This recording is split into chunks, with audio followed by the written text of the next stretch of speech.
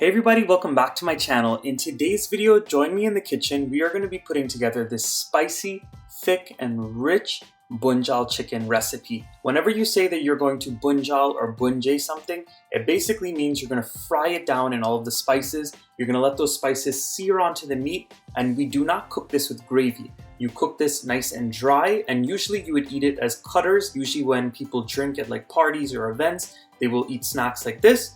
Or you can also eat it with a plate of dal and rice. So that's your little explanation for what Bunjal chicken is in my opinion. If you know it to be something different, drop your comments down below. But in the meanwhile, let me share my delicious recipe for my Bunjal chicken. So the chicken that I'm using for my recipe is a whole chicken. I'm only using half of it today. I washed it very well, removed any fat, and now I'm going to go ahead and season it. I'm going in with some freshly ground garlic. I'm also going to be going in with some homemade green seasoning, which I have the recipe for on my channel. And I'm going to be going in with a little bit of all-purpose seasoning as well. Now we're going to go in with a little bit of black pepper.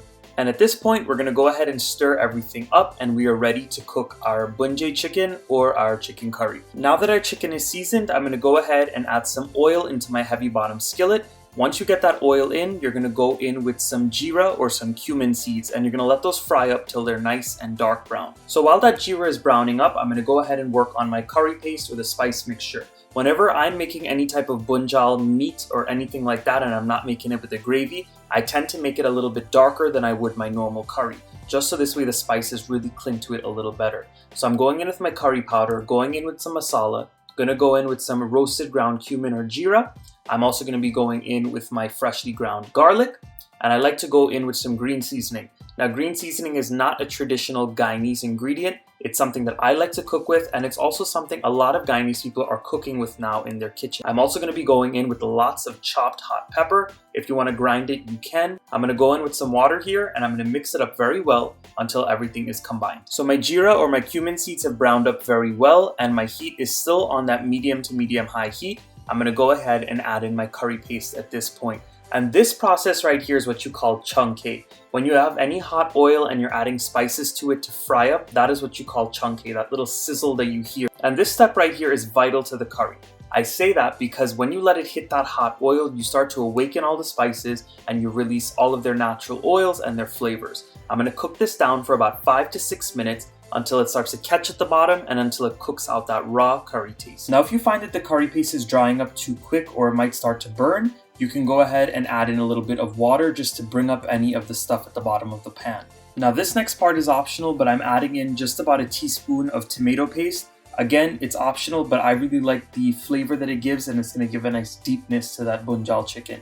I'm also going to be going in with my chopped onions at this point. And once you add in those onions and you give it a mix, you're also going to be going in with some salt to taste. Remember, whenever I make any curry dishes, I always salt my curry paste, so this way all of that flavor can really start to awaken from the beginning. So my curry paste has been cooking for about 8 minutes total. Once those onions in the paste are nice and cooked down, it's time to go in with the chicken. I'm just going to put it in there and bunjay it down. And basically what that means is we're going to allow this to fry down with all of the spices. The chicken is going to release a lot of its natural juices. And once those natural juices are released, you're going to allow it to boil down nice and dry and fry back in that oil and all of those spices. So I've had this covered for about 10 minutes at this point. As you all can see, the chicken has released a lot of its juices, and there's still some juices left at the bottom of the pot. I'm just stirring it every so often, so this way I can scrape the bottom of the pot and I can mix it all together. But I'm going to keep on cooking this down until it's fully dry. So this is me checking the chicken again after about another 10 minutes. As you all can see, it's definitely dry at this point, but I do want it to cook a little bit longer just so this way the meat can sear some more. As you can all see, the meat is pretty white. I want it to go ahead and get a little bit more brown. If you wanted to add in a few drops of water at this point to break up some of the stuff at the bottom of the pot, you can. So I did add in a little bit of water just so this way I could allow that chicken to cook a little bit, and so I can get some of that stuff at the bottom of the pot off from the bottom. And as you all can see, it has a very nice thick gravy here. Once that spice mixture gets nice and thick and saucy all over that chicken, it is time to take it off of the heat.